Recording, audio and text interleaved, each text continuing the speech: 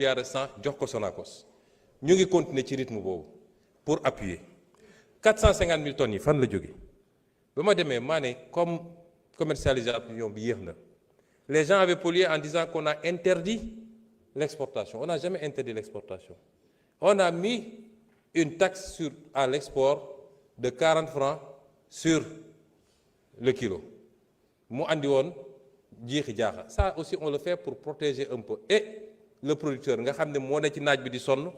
waaye ñeneen ñooy bénéficier wu ci affaire bi et pour protéger également nos industriels pour ñu mën a am gerte. Les gens sont allés dire que dañu télé exportation daaw la ñu bloqué woon exportation bi vers la fin on a libéré ren on n'a jamais interdit l'exportation. Ces mêmes exportateurs sont venus me voir ils nous disent vous ouvrez les exportations on achète 300 000 tonnes avec la taxe may leen à condition que ngeen dem jënd ci point de collecte yi pour qu'on soit sûr que vous avez acheté au prix bi ñu arrêté woon ñu d'accord loolu on a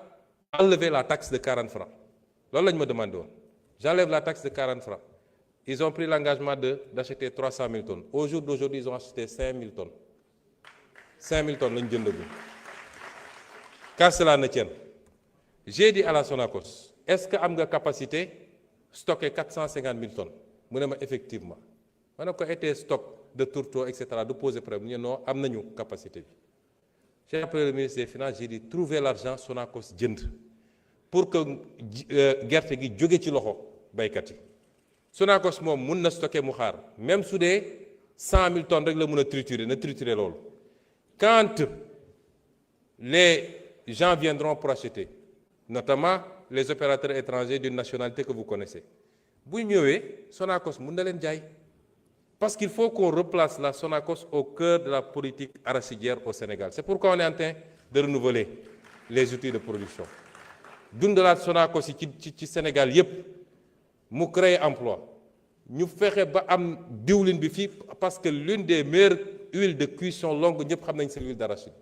régler les questions de communication et de marketing sur l'international où les gens sont allés dire que l'aflatoxine baaxul alors que ñun suñuy chercheurs neutraliser nañ l'aflatoxine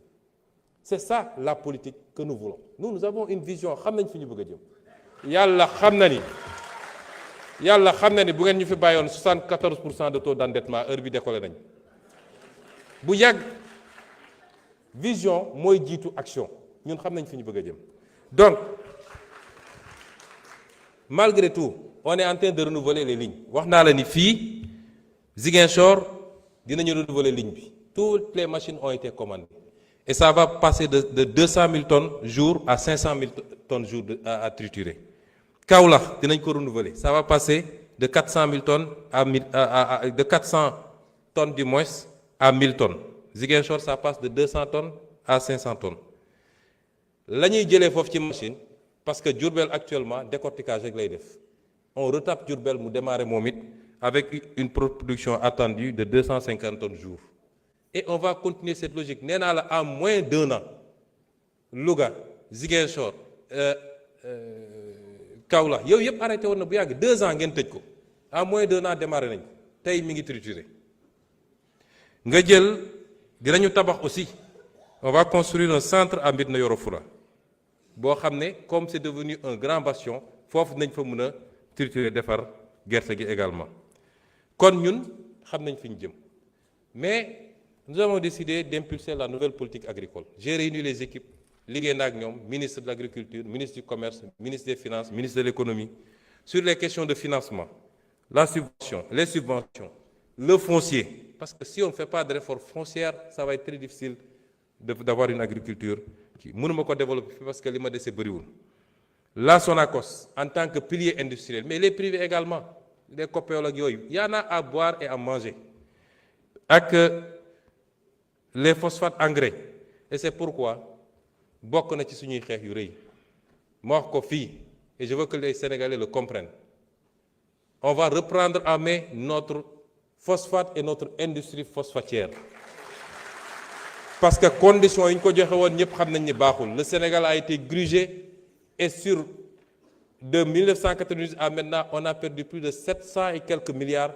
ci privatisation boo xam ne jaarul yoon on va reprendre cette industrie on va travailler à faire de l'engrais ici au lieu d'exporter tout l'acide phosphorique, de l'engrais sur mesure,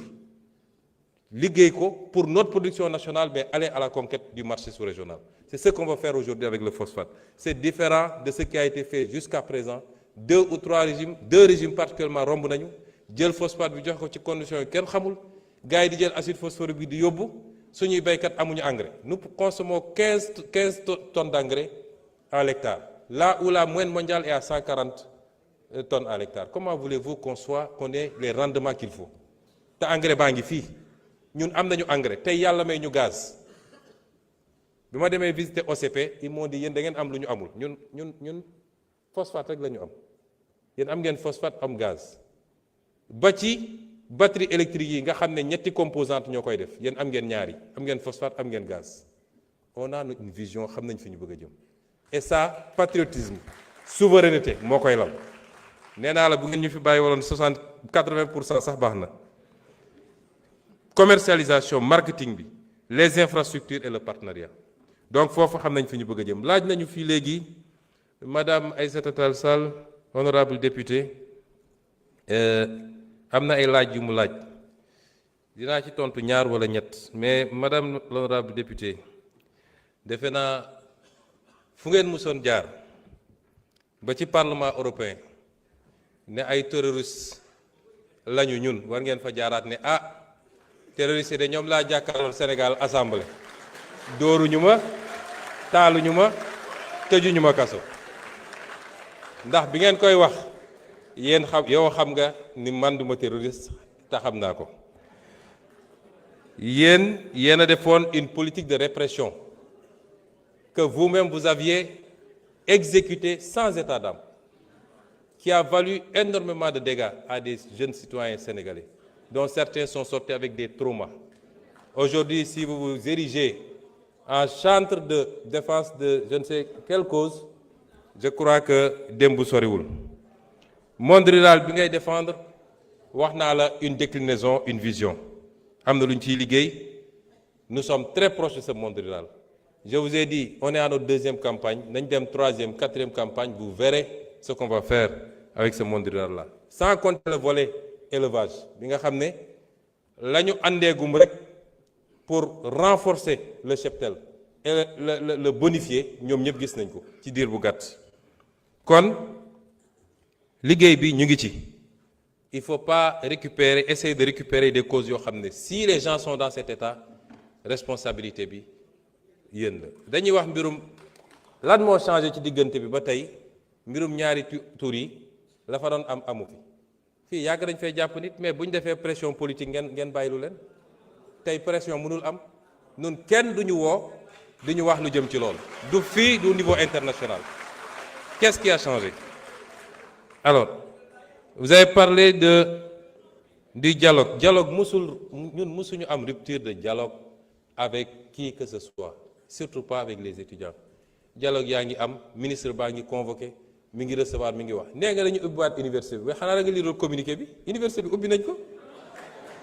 ba je comprends pas. Assemblée de l'université nañ ubbi nañu université bi kon kay y a pas de problème. Étudiants yi bëgg a jàng wax naa ko léegi les conditions seront totalement réunies pour que étudiants yi dem jàng dans la sérénité et c'est l'appel que je relance et c'est un appel du grand frère pour ne pas dire du papa.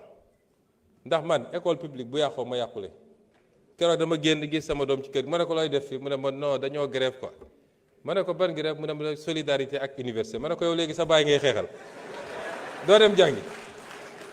kon ñun amuñu benn intérêt école bi yàqu benn intérêt. Le débat sur les rappels ou pas, le problème de l'université est un problème structurel.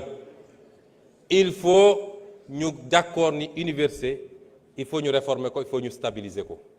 yàgg naa am 94 vous étiez avec le régime socialiste xam nga fi mbir ni jaar ba ñu stabiliser cursus bi. Après première alternance mbir mu yàquwaat di yàqu ba egsi fii buñ ko bàyyee nii université si boppam moo dul amati Sénégal.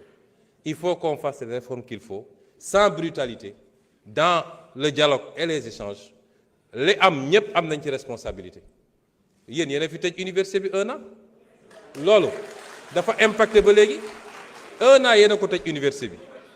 ñu war a def ay rattrapage mbir mi Covid bi njëkk na fi ñëw andi problème ba ci les enseignants loolu yëpp dinañ ci waxtaan parce que bu waxtaanee yéen étudiants yi dañ la naan ñun dañuy jàng waaye du ñu am encadreur dañuy daw ci gannaaw pour am un encadreur suñu bëggee terminer suñu master bi et pourtant il y a des étudiants qui trouvent le temps d'aller encadrer ailleurs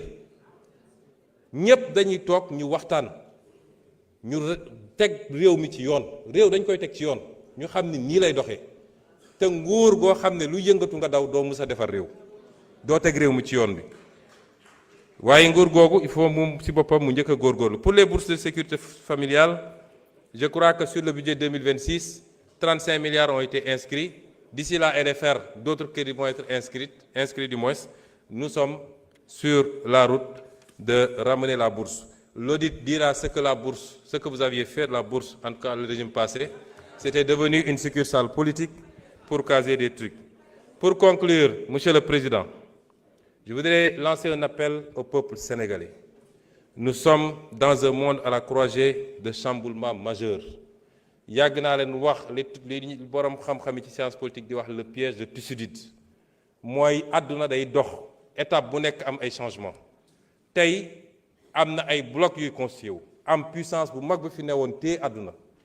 tey dooleem wàññeeku beneen puissance di jóg ànd ak blocam loolu foo ko mus a gis dafa ànd ak ay heure dafa ànd ak ay chamboulement ci wàllu économie ci wàllu sécurité ak ci yeneen wàll nun Afrique lan lañ ci war a jëlee réflexion stratégique bi foofu la war a nekk les débats inutile yi ñuy téye fii suba ba ngoon jot am diw andil Masamba nekkul nit ñi newuñu ci foofu àdduna dépassé na foofu et c'est ce message que je veux lancer aux Sénégalais et aux Africains. L'Afrique n'a pas besoin qu'on l'asphyxie par la dette injuste et odieuse.